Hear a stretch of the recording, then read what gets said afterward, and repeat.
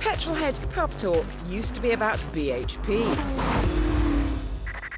But these days, we're just as likely to chat MPG. Fuel economy is at the front of everyone's mind. But can we trust the figures manufacturers quote in their brochures? It costs over £50 to fill up even this small Fiesta, so it's important to make a tank last as long as possible. Fortunately, brand new cars are around 30% more economical than they were a decade ago, but that figure still masks a problem that's getting worse. Every new car in Europe has its MPG measured in a laboratory with a test created by the United Nations Economic Commission for Europe. That fuel economy figure is the one printed in the brochures, but here's the problem. There's a gap between the brochure MPG and the fuel economy cars deliver in the real world, and the gap's getting wider.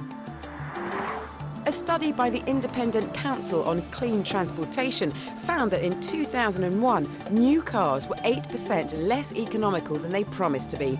In 2010, that figure had soared to 21%. It's such an issue that Ford, Audi and Honda have all lost court cases to disgruntled customers, claiming that fuel economy figures quoted by the car companies are misleading. As a consequence, you'll see disclaimers now. Today, I'm going to see exactly how the MPG test is conducted and discover why the results are so different from real life. The first surprise is that car makers conduct the MPG test themselves. This is where Ford does its, the Dunton Technical Centre in the UK. The so-called new European drive cycle requires a human driver to follow a standard procedure involving precisely timed accelerations and gear changes. Can you tell me about the test and what does it involve? We don't use the open road or anything like that, but there are too many variables. What we use is a controlled environment. We're mounted on a rolling road, which replicates the conditions of a road surface, and the chamber itself is climatically controlled. Systems like the aircon are turned off, as is the ABS, because it becomes confused by the rolling road. This is all meant to create perfectly comparable lab conditions, but nothing I see here looks like how I drive in the real world. So I can see why there's a gap between the claimed MPG figure and what I achieve out on the road. But why is the gap widening?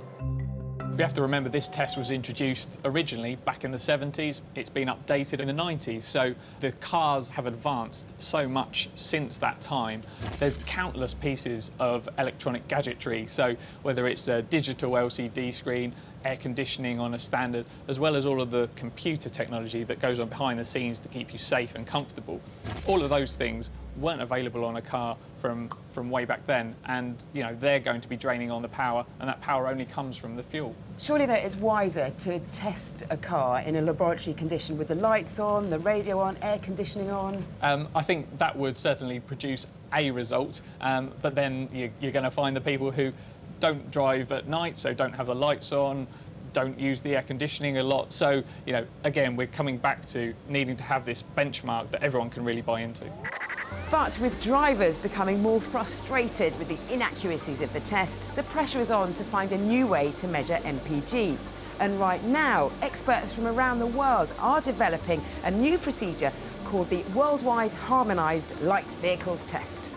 The proposed driving cycle would still take place in a lab, but would cover 14.3 miles, hit over 80 miles an hour and last more than half an hour, all in a bid to make it more realistic. The new test will take account of all of the new technologies that are now on cars, the sorts of road conditions that we have, today's levels of congestion, so moving things on from when the old test was first introduced. So certainly it will help people have a better idea about the sorts of MPG they can achieve. The new test isn't likely to be introduced until 2015, so for now just think of official MPG figures as an index for comparing cars, using the rough rule of thumb that real-world figures will be around 20% worse. The other thing you can do is modify your driving so the fuel lasts longer. Be smooth on the throttle and on the brakes, because jerky movements will impede on your MPG figure, up to 5% in town and 33% on the motorway.